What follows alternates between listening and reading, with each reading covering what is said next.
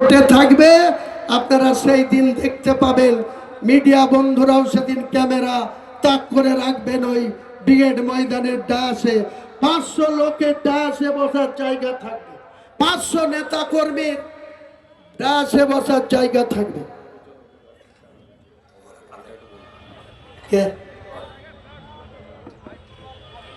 জানি আপনাদের সহকর্মী সঞ্চালক বলছে, আমি জানি বিষয়টা।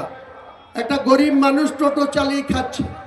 দেখুন, টোটোর কোম্পানির সঙ্গে এই ট্রান্সপোর্ট ডিপার্টমেন্ট আরটিও আর কৃষ্ণাশিস চক্রবর্তী হচ্ছে ট্রান্সপোর্ট মিনিস্টার, এরা যোগ সাজস করে এক একটা টোটো চালকের সঙ্গে 15,000 16,000 করে টাকা নিচ্ছে। একটা গাড়ির রেজিস্ট্রেশনের টোটো 3 চাকা গাড়ি ম্যাক্সিমাম খরচ হলে 2,000 টাকা হওয়া উচিত। আর যদি ট্যাক্সও নেয় মাসে 100 করে, তাহলে 1200 আর 2000 কত হয়? 3200।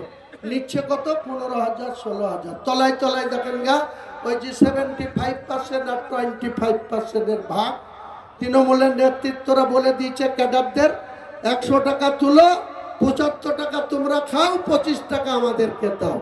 সেই হিসাবে টোটো চালকদেরও গর্দন কাটছে। টোটো চালক ভাইরা কেউ তৃণমূলের জোড়া ফলে ভোট দিবেন না। আপনারা আমাদের প্রতীকে ভোট দিবেন। আমরা যে প্রতীকে প্রার্থী করব সেই প্রার্থীকে একবার সুযোগ দিয়ে দেখেন। ন্যায় যদি না পান, সুবিচার যদি না পান, ন্যায্য অধিকার যদি না পান, আবার পরের ভোটে আমাদের বিরুদ্ধে ভোট দিবেন। বিরুদ্ধে ভোট দিবেন। কোনো সময় বলবো না যে অন্যায় করব আবার আপনারা সাপোর্ট দেন। তাই আমি আর বক্তব্য বাড়াবো না, শুধু হরিয়ারপাড়ার সূচনা করলাম 2026-এর 15ই জানুয়ারি 17 তারিখে ডোমকল জনকল্যাণ মাঠে।